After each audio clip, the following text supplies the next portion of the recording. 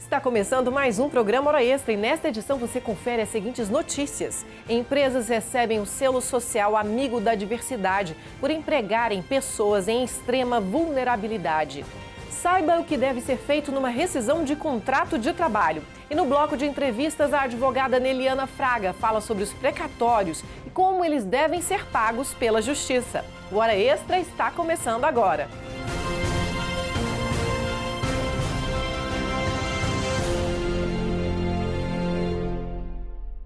Você sabe como funciona a rescisão do contrato de trabalho? Na matéria a seguir você confere o que acontece quando um contrato de trabalho chega ao fim e quais os direitos e deveres das empresas e dos profissionais.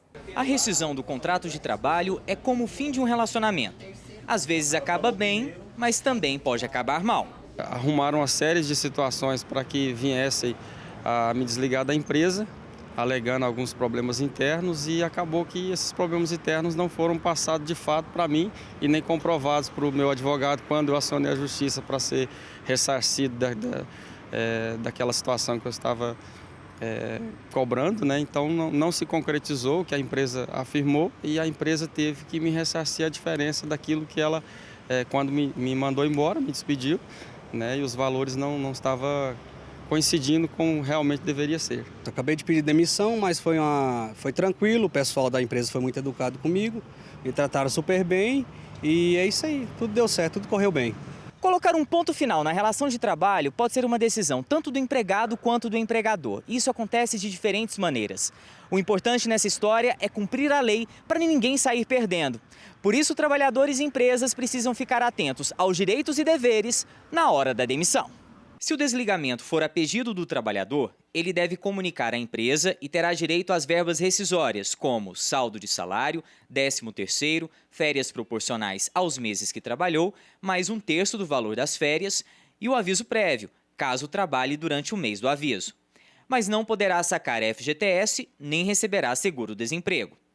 Na demissão sem justa causa, quando a empresa não tem mais interesse na prestação de serviços do funcionário, ele tem direito a receber as verbas rescisórias, inclusive a indenização compensatória de 40% dos depósitos do FGTS e ainda poderá sacar o valor depositado no fundo de garantia. Agora, se o empregado cometeu algum ato grave, a rescisão do contrato também pode ser feita por justa causa. No caso, o empregado, quando é dispensado por justa causa, ele deixa de receber o 13º salário proporcional, as férias proporcionais, ele também não tem direito ao saque do FGTS, ele não recebe o aviso prévio indenizado, não recebe a multa rescisória dos 40% e também não recebe o seguro-desemprego. Em regra geral, os casos mais comuns que ocorrem na nossa vivência da Justiça do Trabalho e também das relações de trabalho como um todo, são os atos de desídia, que são as faltas injustificadas ao trabalho, de modo reiterado, pode levar à dispensa por justa causa, e os atos de improbidade também, que seria algum furto, algum roubo dentro do serviço, ou também ocorre também os atos de insubordinação, de indisciplina, que de forma reiterada podem gerar justa causa. O advogado explica que há também a rescisão indireta, por parte do trabalhador. Seria quando o empregador ele descumpre as obrigações principais do contrato de trabalho. E quais são?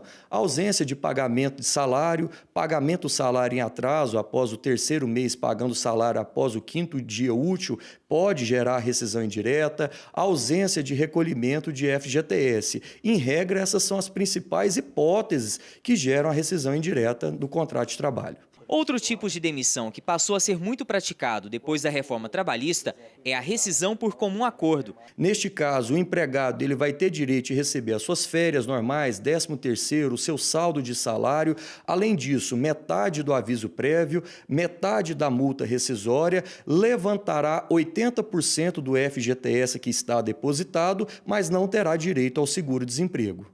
Para empregado e empregador se programarem diante de uma possível quebra de contrato, existe o aviso prévio, que pode ser trabalhado ou indenizado. A questão do aviso prévio, quando o empregador dispensa o empregado sem justa causa, o prazo de 1 ano seria para 30 dias. A cada ano que o empregado trabalha, vai agregando prazo de 3 dias a ele. Se o empregador entende que o empregado ele não deve cumprir aquele período do aviso, deve indenizá-lo dentro dessa proporcionalidade que foi dita. Quando o empregado ele pede demissão do serviço, ele também tem que cumprir o aviso prévio. Caso ele não cumpra o aviso, pode gerar o empregador em fazer o desconto daquela parcela. Algumas convenções coletivas, algumas normas autônomas de categoria prevêem, inclusive tem súmula do TST nesse sentido, quando o empregado ele já tem um novo serviço, não poderia o empregador fazer esse desconto. Apesar de não ser mais obrigatório, o advogado orienta a fazer a rescisão do contrato em uma superintendência regional do trabalho ou outro órgão, para evitar erros que possam resultar em processo trabalhista. 20 empresas goianas recebem o selo social Amigo da Diversidade por empregarem pessoas em extrema vulnerabilidade. A iniciativa é do Ministério Público do Trabalho em Goiás. Há 1 ano, uma universidade instalada no interior de Goiás contratou uma pessoa transexual para trabalhar no atendimento ao público. Um desafio que deu certo. Então houve aquela questão, será que vai ter alguma restrição? Não percebemos isso, tá? Foi muito bem aceita, a cidade já conhece ela e para nós não teve diferença alguma, muito pelo contrário. Tá? Ela recebe as pessoas com aquele sorriso, com aquela alegria e é um diferencial. E é muito educada com todos nós, internamente, externamente. Esta empresária do ramo da gastronomia deu oportunidade de emprego para uma venezuelana refugiada no Brasil e outra mulher vítima de violência doméstica. Elas são extremamente dedicadas. Eu acho assim que a gente percebe a gratidão que elas têm, essa oportunidade de recomeçar no mercado de trabalho. Então a gente vê que a entrega delas enquanto profissionais nos deixa muito satisfeitos, porque é dedicação total. Rejane e Sérgio representam 2 das 26 empresas de Goiás convidadas para receber o selo social Amigo da Diversidade. A solenidade aconteceu no auditório do Ministério Público do Trabalho, com o objetivo de valorizar empresários que rompem as barreiras do preconceito e respeitam as diferenças. É um projeto que visa a formação humana, capacitação técnica e encaminhamento para o mercado de trabalho de grupos em situação de vulnerabilidade. Então, as empresas que aderiram ao projeto, que oportunizaram uma vaga no mercado formal para esses grupos, para os alunos formandos de tais projetos, nós estamos reconhecendo hoje via selo Empresa Amiga da Diversidade. Se a ideia é conectar os diferentes e promover a unidade, nada melhor do que o Coração de Rua, símbolo do Movimento Mundial do Amor, para fazer parte do design do selo. O Coração de Rua ele significa justamente isso, é inclusão, é reintegração, né? É conexão, é a gente tratar as pessoas de uma forma mais respeitosa e com carinho. E através disso tudo gerou esse selo, né? Que premia as empresas que são amigas da diversidade. Abrir as portas para quem muitas vezes é rejeitado ou desprezado pela sociedade, com certeza merece aplausos. Até agora, mais de 200 alunos se formaram nos projetos de empregabilidade promovidos aqui pelo Ministério Público do Trabalho, em parceria com o Senai e outras entidades. Desse número, 80% já conseguiram emprego e uma nova chance para recomeçar. Entre o público atendido estão transexuais, pessoas em situação de rua, refugiados e mulheres vítimas de violência doméstica. Os alunos fizeram cursos em diferentes áreas, como costura, moda, culinária e construção civil. Cada um carrega uma história de sofrimento, mas leva no coração a esperança de um futuro melhor. Como membro da equipe dentro da empresa. Obrigada por todo.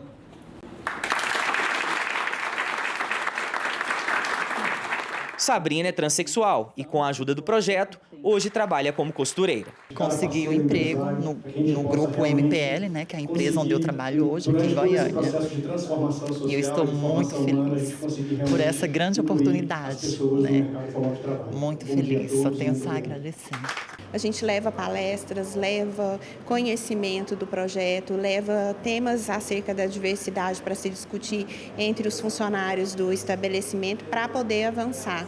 O TRT de Goiás também é parceiro dos projetos. Para o presidente do tribunal, empresas que incentivam a inclusão social devem ser valorizadas. Um importante reconhecimento social a essas empresas que vão além da sua obrigação legal, né, e que efetivamente se engajam na busca da solução desse problema social. A diversidade hoje está ligada à inovação, inovação está ligada à rentabilidade, né? E quando a empresa abraça realmente a diversidade nesse conceito mais amplo, e diversidade no conceito também de vulnerabilidade, ela proporciona o combate à discriminação, fomenta a igualdade de oportunidades e também combate a desigualdade no mundo atual que nós vivemos.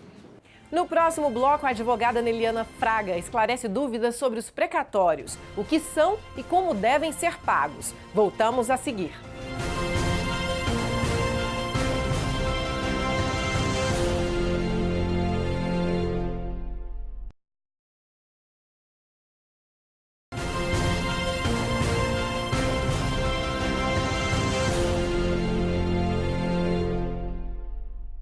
Na entrevista de hoje, vamos esclarecer as principais questões envolvendo o pagamento de precatórios pela Justiça, tema que levanta muitas dúvidas entre os credores.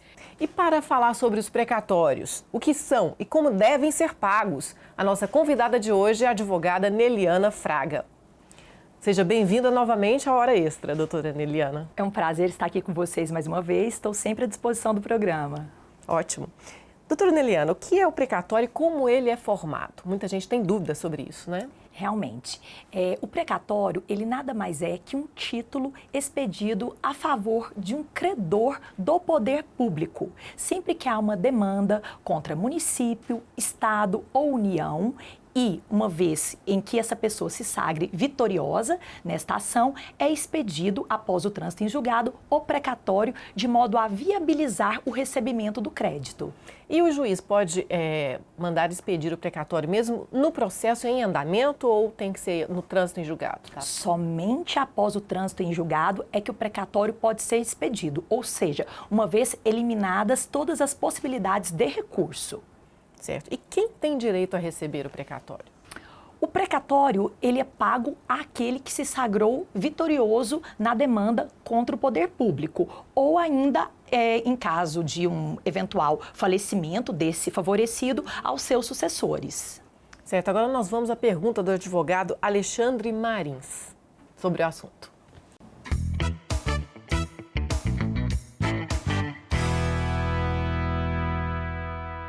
Olá, doutora Neliana. Eu gostaria de saber que quando uma parte entra contra algum órgão público, alguma entidade pública, ele recebe somente por precatório ou tem alguma outra maneira de receber? Doutor Alexandre, há duas maneiras de ser pago esse tipo de crédito. Não necessariamente há que se receber através de precatório. Tudo vai depender do valor do crédito. Há a possibilidade de receber através do que nós chamamos de RPV, requisição de pequeno valor. Isso vai depender do montante que o poder público deverá pagar a esse credor. O valor do RPV, ele varia de acordo com a legislação específica de cada ente. Eu posso citar como exemplo o estado de Goiás. No estado de Goiás, o teto do RPV são 20 salários mínimos. Ou seja, uma vez que o crédito da pessoa se limite a esses 20 salários, ele vai receber de uma forma mais rápida, haja vista que o prazo para pagamento do RPV são 60 dias e não vai haver a necessidade de se aguardar na ordem cronológica de um precatório. E na Justiça do Trabalho, existem execuções que acabam também em precatórios?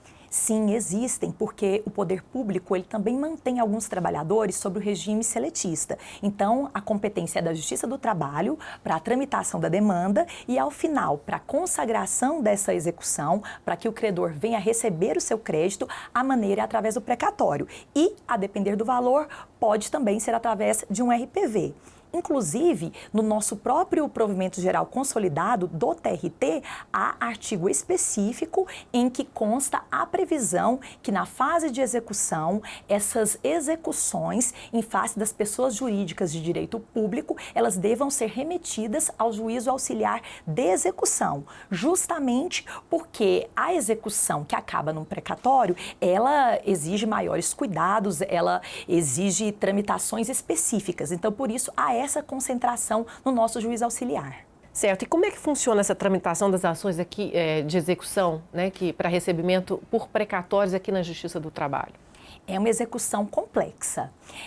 Uma vez que houve o trânsito em julgado, que foram cumpridas eventuais obrigações de fazer, o processo é remetido ao juiz auxiliar de execuções para a liquidação, para a apuração da quantia certa.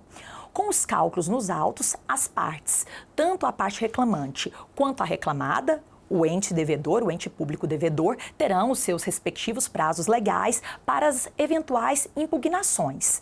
Após o acerto da conta, ao final do julgamento de todos os incidentes, aí sim é expedido esse ofício pelo juiz auxiliar, requisitando o pagamento desta quantia ao Tribunal de Justiça.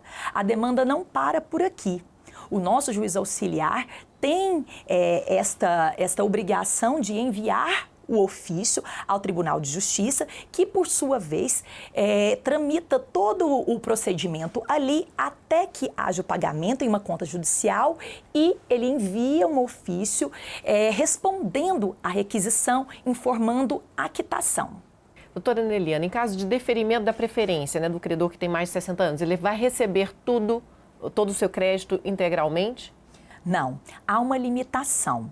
Quando os pedidos de preferência são deferidos, a pessoa passa a ter o direito de receber 3 vezes o valor do teto do RPV. Vamos dar um exemplo, voltando ao estado de Goiás. Considerando que o RPV do estado, o limite são 20 salários mínimos, em caso de preferência, a pessoa recebe 60 salários mínimos, que são 3 vezes. O restante do valor, ele aguarda normalmente na ordem cronológica. Ok, doutora Neliana. Nós vamos para um rápido intervalo. Hoje estamos conversando com a advogada Neliana Fraga sobre os precatórios, o que são e como devem ser pagos na Justiça do Trabalho. Não saia daí, voltamos já.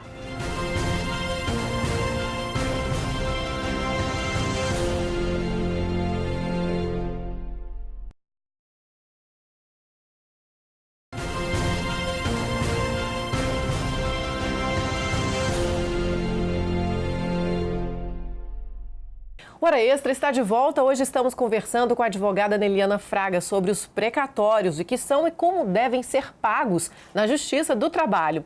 Doutora Neliana, quem tem crédito maior do que os 20 salários mínimos, né, para pagamento por RPV, pode abrir mão do crédito excedente e receber pela requisição de pequeno valor? Sim, esse teto dos 20 salários mínimos, apenas relembrando que é em relação ao estado de Goiás, né? Cada ente público possui a sua norma própria relacionada a isso. Mas nesse exemplo aí que nós estamos tratando, sim, se a pessoa possui um valor acima do teto estipulado, ela pode, através do peticionamento ao juízo, informar que tem interesse a renunciar o valor que ultrapassa o teto, de modo a receber através do RPV. O que muitas vezes é vantajoso pelo prazo, num prazo de 2 meses, o ente público necessariamente deve realizar esse pagamento sob pena até de sequestro em seus ativos bancários para satisfação do mesmo. Muito interessante isso. E em quais situações a pessoa tem direito à preferência? Quais credores são preferenciais? Nos termos do artigo 100 da Constituição, nós temos a possibilidade para aqueles maiores de 60 anos e os portadores de doenças graves. As doenças graves são aquelas definidas em lei. Posso citar, por exemplo, alienação mental, tuberculose ativa, neoplasia maligna, entre outras. Mas, mesmo que aquela doença que a pessoa possua não esteja enquadrada, se a medicina especializada entender que ela de fato é grave, a pessoa pode protocolar o seu pedido, munido de laudos médicos, para avaliação do juízo. E houve também uma alteração nesse artigo, colocando mais uma modalidade de preferência, que são para as pessoas com deficiência física. Tá certo. Dona Neliana, a gente falou no bloco anterior sobre o juiz auxiliar da execução aqui no TRT 18. Qual a importância desse órgão na reunião dessas execuções, né? E nessa condução dos processos pagos por meio de precatório? Olha, o juízo auxiliar de execução, ele é uma vara vital para o nosso tribunal, porque a fase mais importante num processo trabalhista para o credor é naquele momento que ele recebe o seu crédito. É apenas naquele momento que ele está está com aquele valor garantido, é que ele sente que de fato a justiça ali se realizou. Ele vê consagrado o seu direito. E o juiz auxiliar, ele está ali justamente para viabilizar esses pagamentos. O trabalho realizado naquele juízo é de extrema complexidade, justamente por se tratar das execuções mais complexas da Justiça do Trabalho, entre elas aquelas contra os entes públicos, porque há uma série de regramentos a serem observados, são execuções demoradas, há uma série de atualizações de cálculo que ocorrem no decorrer da execução justamente pela demora, há que se observar se houve algum pagamento, por exemplo, preferencial dentro deste processo e há que se fazer as deduções. Então, são muitos detalhes, além da quantidade excessiva de alvarás que são expedidos ali por dia. Então, é uma vara vital, onde o trabalho é extremamente complexo, mas que, felizmente, aqui no nosso TRT, nós estamos muito bem servidos. Ok, e agora nós vamos para a pergunta da advogada Yara Milhomem. Vamos lá.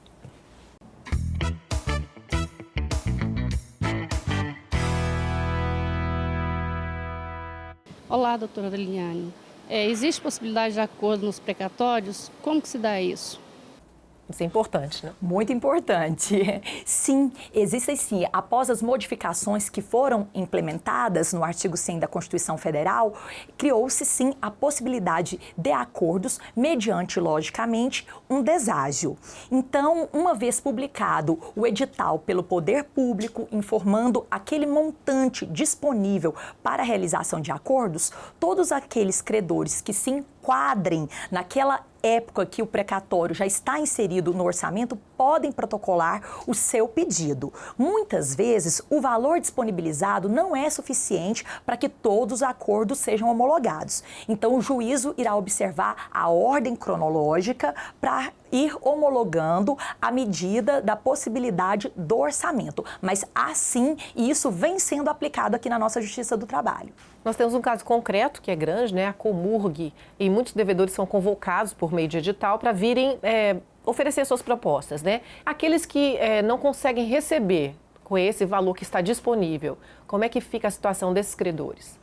Na verdade, esses editais, eles vêm sendo publicados geralmente anualmente. Então, se o trabalhador fez essa primeira tentativa, ajuizou a sua intenção no acordo e o valor não foi suficiente, assim que novo edital for publicado, ele pode apresentar um novo pedido. Lembrando que sempre que vá se tomar pé do processo para viabilizar o acordo, o cálculo é atualizado. Então, ele não fica prejudicado naquele acordo anterior que não foi homologado. Toda vez que é feito um novo pedido, o cálculo é atualizado para aplicar o deságio. Para o credor, é vantagem entrar em acordo para receber esses precatórios antecipadamente? Essa situação precisa ser analisada de forma individualizada. Muitas vezes é vantajoso, por quê? Pelo tempo. Pelo tempo de espera, pela necessidade da pessoa, pela idade que ela muitas vezes já se encontra. Então, muitas vezes o acordo é sim vantajoso de modo a ter seu crédito satisfeito, porque a expectativa de aguardar na ordem cronológica muitas vezes te faz ficar até desanimado, né, achando que não vai receber jamais. Então, o acordo, principalmente considerando a ordem cronológica, ele na maioria das vezes é vantajoso sim. E o que as emendas 62 e 94 trouxeram de novidade em relação ao pagamento de precatórios na Justiça? Essas emendas foram fundamentais para os credores, porque quando se fala nessa palavra precatório, de imediato as pessoas ficam apavoradas e já começam até a nos dizer: ah, doutora, é para os meus netos, né? É para os meus bisnetos, eu nunca vou receber esse valor porque é precatório. Então, essas emendas vieram justamente para acabar com isso, porque antigamente tinha essa cultura do calote mesmo, do precatório. Então, elas vieram criar um regime especial onde o ente público, ele deve reservar um percentual da sua receita líquida para quitação dos precatórios. Então, ele tem que se planejar, ele precisa apresentar um plano justificando de que forma ele pretende quitar esse passivo. Além disso, através dessas emendas, foi que surgiu essa possibilidade de estar ocorrendo esses acordos através desses deságios. Então, realmente, elas foram fundamentais para que os credores pudessem receber seus créditos. Nós, enquanto advogados, eu realmente percebo que após essas emendas, que nós observamos que a fila do precatório realmente andou e que as pessoas podem, assim, ter a certeza que elas vão receber. Ok, doutora Neliana, muito bom recebê-la aqui novamente no Hora Extra. Eu que fico muito feliz de estar aqui com vocês, principalmente podendo sanar um pouco das dúvidas desse assunto tão complexo. Com certeza. O Hora Extra, então, fica por aqui. Obrigada por sua atenção. Hoje conversamos com a advogada Neliana Fraga sobre os precatórios, como são, o que são e como devem ser pagos. Não deixe de acompanhar mais notícias do TRT de Goiás pelas redes sociais, pela rádio web. Até a próxima semana.